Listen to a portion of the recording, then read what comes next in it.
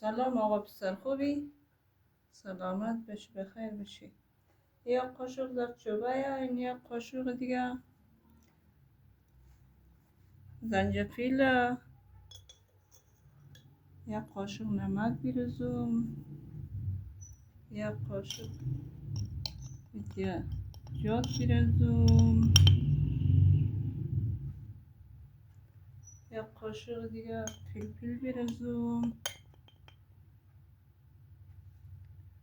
این سیب زمینیه، ایش گرجه، ایش پیازه، ایش آرد خمیره، ایش سیره، ایش تره. اینا رو با هم بزنم. امشب یه غذای خوبی درستی افغانستانی درست کنم. بالا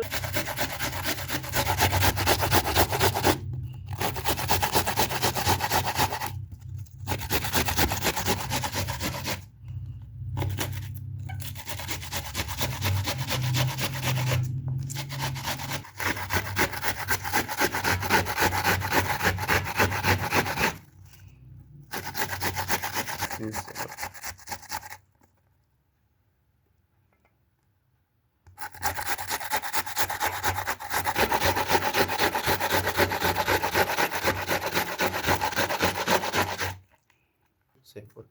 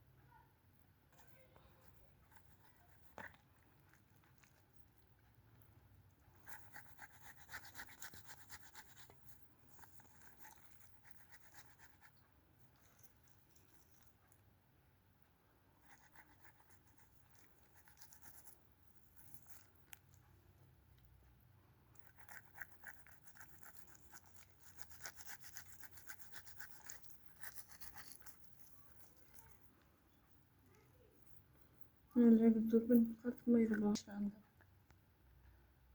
Sıçkamadı.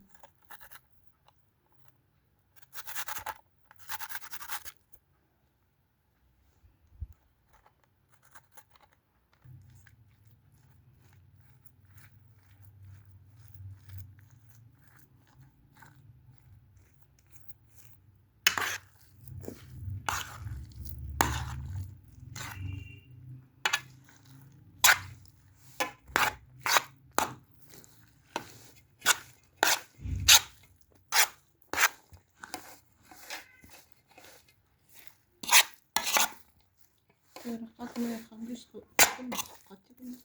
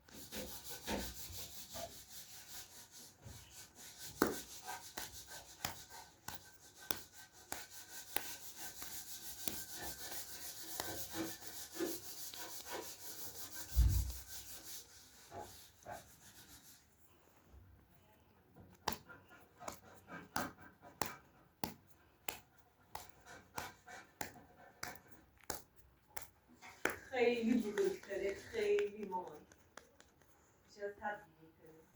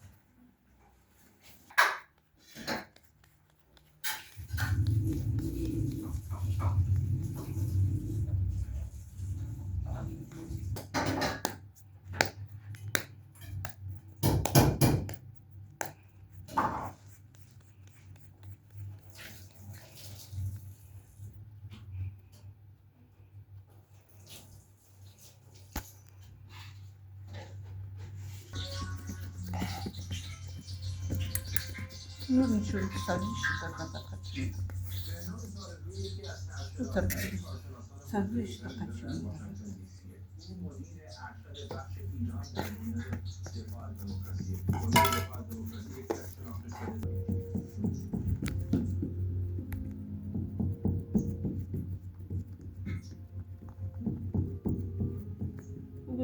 Kadro kurti kusubia.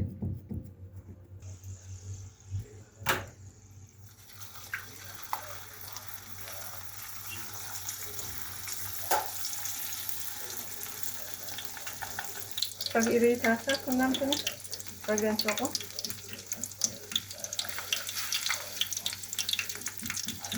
Nanti dulu.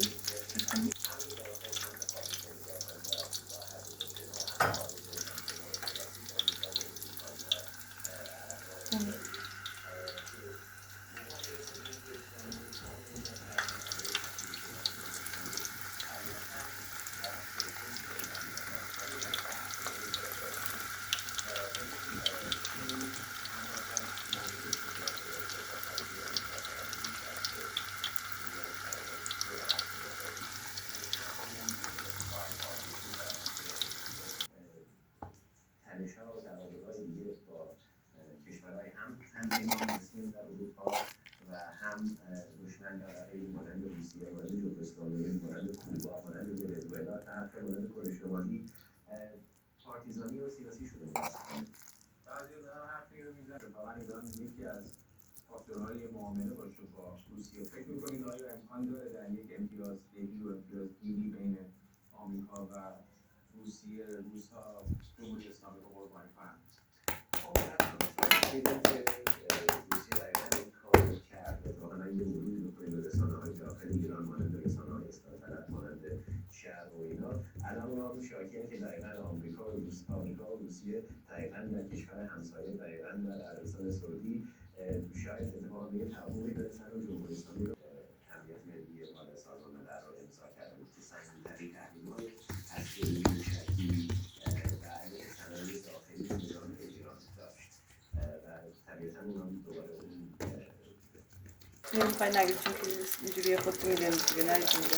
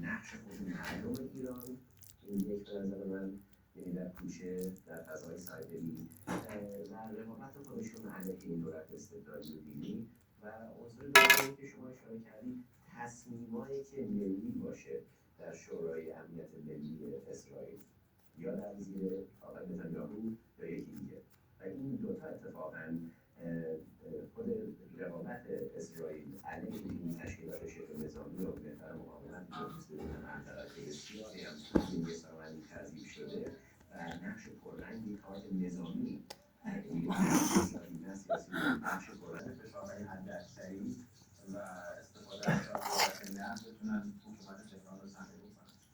خب شکی نیست که خیلی دولت آقای ترامپ همون رو که در ترم اول دیدیم پررنگترین عنصر فشار حداکثری قرار قدرت اقتصادی آمریکا باشه و این تحریم‌های بی‌اجازه که اتفاقاً خیلی شاکی بودن از این تحریم‌های بی‌اجازه هم پیمان کلاسیک آمریکا در ترم اول که میگفتن اصلا کاربرد سیاسی نداره و همینطور اقتصاددان بسیار معروف که میگفتن مثلا این تحول در صنعت نفت ایران یا صادرات ایران یا بازار عربی داشته باشه که اتفاقاً نشون داده بود خود دونالد ترامپ برای این ترم اولش اتفاقاً چقدر اینا در اشتباه بودن این یساوندی این تحریم‌های بی‌اجازه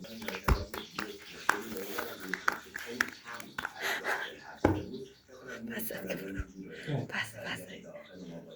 دیونه بسته دیگه سیاست اقتصادی واسه فشار آوردن رو صنعت موشکی و داخلی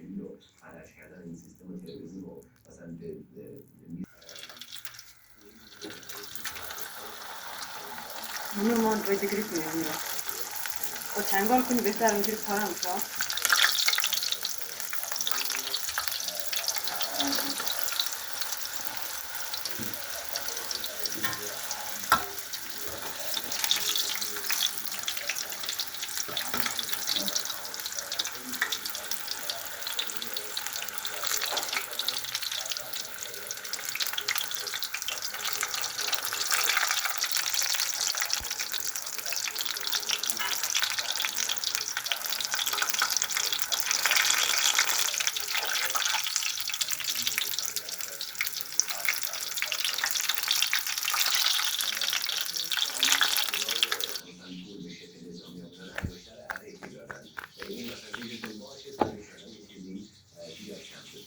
شکی نیست که میتونه دولت امام این نقطه ضعف ها رو تشدید کنه و جمهوری اسلامی در خیلی جواب باشه که به نظر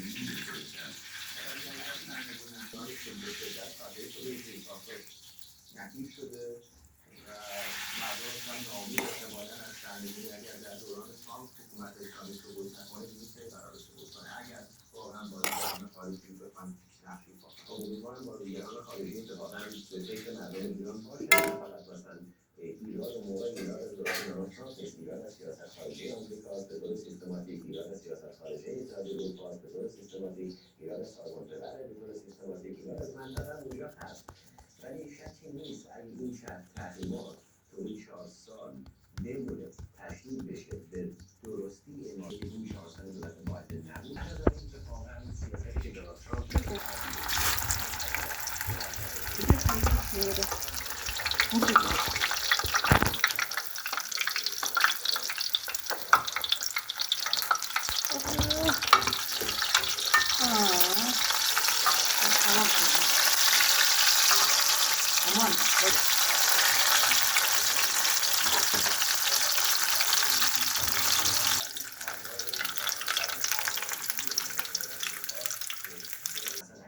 به سمت مکانیزم باشه فرض کنید انگلیس برسن و قبل از اکتبر مثلا ماه اوت کشیده بشه خب اگه جمهوری اسلامی شروع کنه دوباره مثلا نفتکشا رو گرفتن یا اگه مثلا جمهوری اسلامی بگه من میرم سمت 90% یا اون فاز 3 ماهی رو شروع میکنم که از NPT بکشم بیرون عکس‌العمل آمریکا و اروپا نبایستی تنفس کنه مثلا یک سری راهبردهای الان بایستی باشه و بر اساس اون عکس‌العمل جمهوری اسلامی همخوان باشه و پیاده میشه فکر می‌کنی اسرائیلی‌ها تحمل خواهند کرد که بشینن ببینن این مکانیزم‌ها و این بوروکراسی به کجا میرسه یا اگر واقعا برسیم به اون سمتی که تهران میگه میخوایم بریم سمت 90% این حتی فراتر از اون میخوایم واقعا بریم سراغ هسته‌ای اقوام اسرائیل هواپیما که مثلا میتونه سوخت رسانی در هوا کنن میتونه یه سری سنگ‌شکن‌های سنگین‌تری به نیروی هوایی اسرائیل بده میتونه یه سری تمرین‌های خاصی در منطقه مثلا با نیروی هوایی و نیروی دریایی اسرائیل داشته باشه که مثلا یه سری سیگنال‌های بسیار به نظر من پررنگ‌تری باشه تا این هواپیمای قدیمی بسیار قدیمی بیارم مامان که هر از گاهی مثلا ما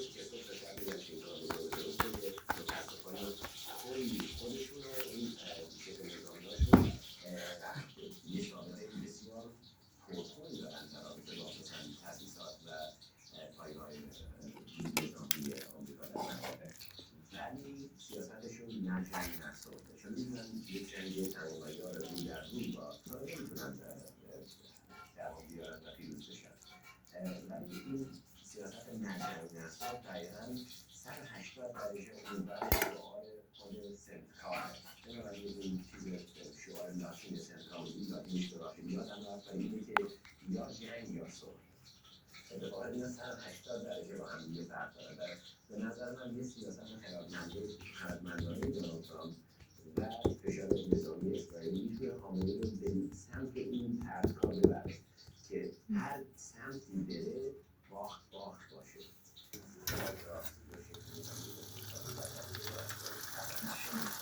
همه شده اون دیگه شده.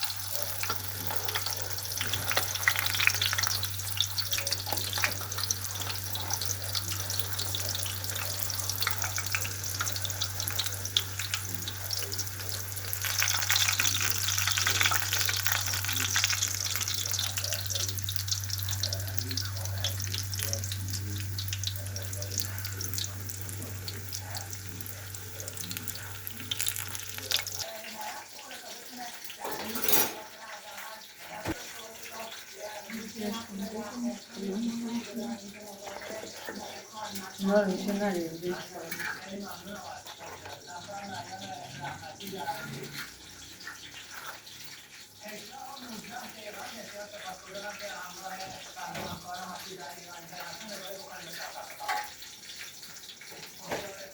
کریم و بحران و چالش‌های پیش‌روی برای تامین آب و آشامیدنی مردم چه گاز و بسم الله الرحمن الرحیم.